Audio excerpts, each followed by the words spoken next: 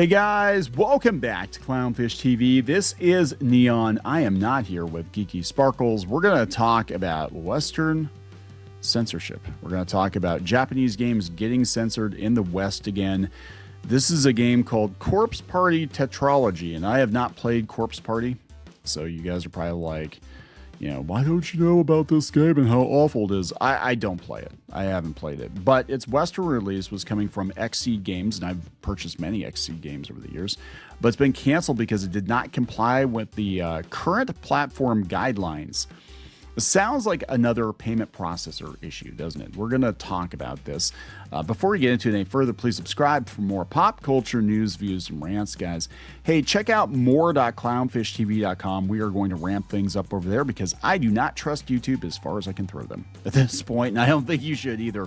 So if you're looking to find us, one, you can go out to clownfishtv.com and you can scroll through all of our recent videos. You can find us over there. Also, you can go to more.clownfishtv.com for bonus content that you will not find on YouTube, including some new podcasts we're starting. And the forums are coming back. We're going to bring the forums back, the reef back, over at forums.clownfishtv.com, which you'll have access to if you join at more.clownfishtv.com. And we can talk about all the stuff over there. But XSEED Games, I've supported them quite a bit over the years. This is not something that I'm probably interested in, though, but it is weird that the Western physical and digital release have been canceled entirely on Switch. So they said, unfortunately, despite previous entries in the series releasing in the West, the contents of this pack did not comply with current guidelines. However, Corpse Party 2 Darkness Distortion is still intended to come westward. So this is coming from Noisy Pixel. A lot of people sent me links to this, including Black Sage D. Check out his Twitter. He actually covers censorship. And look, here's the thing. This is my take on censorship. You don't have to like the content. And actually, a lot of the content that gets banned, I definitely don't agree with it. It's not something I would play personally. But that being said, if you're an adult and you want to purchase that stuff and it's not hurting anybody, and you're an adult, I want to put a little asterisk there, then you should be allowed to buy it. If it's not breaking the law and you're an adult, consenting adult, you want to buy the weirdest, raunchiest shit out there, you know what? I think it's gross, but it's not up to me, is it? So, but the thing is, the goalpost keeps getting moved. And now we're actually seeing some stuff get banned lately that is relatively tame. We saw this happen with Steam. There was massive overcorrection because the payment processors were like, you can't have XYZ kind of content. And then you've got people, apparently up for jail time because of playing certain kinds of games and stuff in some countries. And it's like, yeah, this is nuts. When we're talking about video games, right? It's overkill. And I understand they don't want backlash. I understand they don't want to get sued. I understand they don't want to open Pandora's box. But the payment processors especially are supposed to be the facilitators. They're not supposed to be the ones who determine what gets published and what doesn't. And again, this is speculation. We'll talk. There are a couple tweets out here where they're saying they think it's the payment processor. But here's a full statement from XSEED Games. Corpse Party fans, we know how much you were anticipating the release of the Corpse Party Tetralogy Pack, though we previously released entries in the Corpse Party series on console platforms and digital storefronts in the West. We were informed that the contents of several games in the pack did not comply with current platform guidelines. Again, that's Nintendo. As a result, we're unable to release these games as intended. So they probably had to censor. They're probably given the option to censor, and they weren't going to. So we've subsequently canceled the physical release of Corpse Party Tetralogy Pack, as well as the digital offerings of previously unreleased Corpse Party games featured in the pack. We apologize for any confusion and disappointment this may have caused. We remain committed to working with our partners at Mages to bring Corpse Party 2 Darkness Distortion to the West, and we'll share more details on its release when we can. Thank you for your understanding and continued support of XSEED Games and the Corpse Party franchise. Interesting. Again, I haven't played any of these games, but I'm guessing there's some raunchiness going on with underage people. If I had to guess, just looking at the descriptions here. So this is coming from Scratch Point. And, you know, a lot of people talk about this, but Scratchpoint on X says XSEED has released a statement that Corpse Party Tetralogy Pack's Western Switch release has been canceled due to not complying with current platform guidelines. After a brief period where Nintendo seemed to be censoring less than Sony, it seems they're intent on spoiling any goodwill they build up on that front. Is this the new boss at Nintendo? Because Nintendo's gotten a lot more litigious lately. And I'm going to be honest, Nintendo of America has gotten a lot more woke. I mean, they have. Look at some of the stuff going on with Pokemon outside of the lawsuits. Just look at, you know, the things that are bothering them over in the treehouse. I think this might be related. I don't know. The Western branches of these companies are acting as unnecessary gatekeepers of acceptability when there is a clear market for these games. Yeah, I think as long as it's marked adult, right? As long as it's like 17 plus and you're a consenting adult and you want to give them your money, I don't see what the problem is. Again, this could be a payment processor issue. Pre-orders were taken. It should never be the case that a publisher needs to cancel a release because of these ridiculous and often ever-changing guidelines.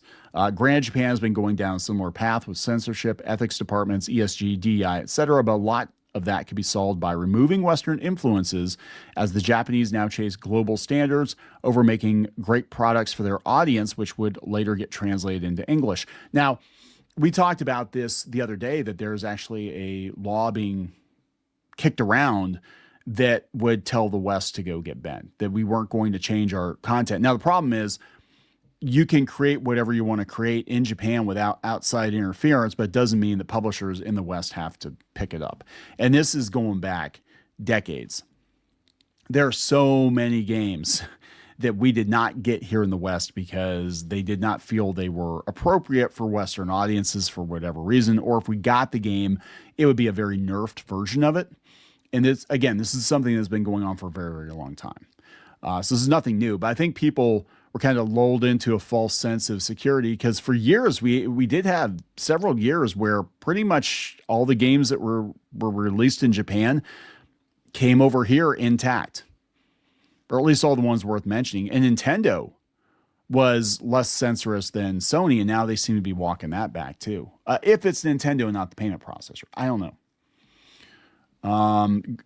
Let's see, it said, luckily in this case, it appears the Japanese release of the collection has an option for English text.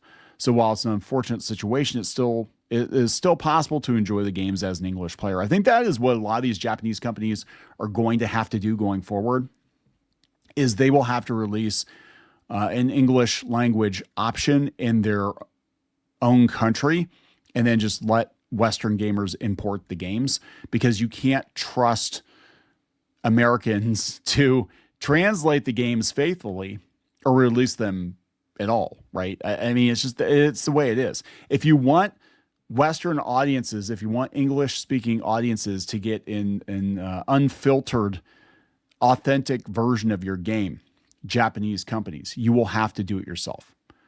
And I know that a lot of Japanese speak very fluent English. It's very possible for them to translate these games themselves and not depend on the West. And I think that is what is going to happen, right? So it can't be, I mean, they're saying payment processor, but I'm like, is it?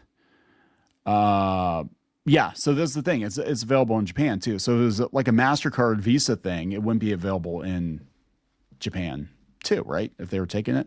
So Mr. Nasty here says, I think it's payment processors. The reason censorship varies per platform is due to interpretation of those rules. Interpretation of the rules. Yeah. Because again, Steam went crazy and started banning games that didn't violate the rules. They were just afraid that they might brush up against them, and they didn't want any issues. They didn't want any imperial entanglements. That's why some games are okay on Switch, but not on Steam, okay on PlayStation, but not Switch. Maybe it simply depends on who's looking at it that day.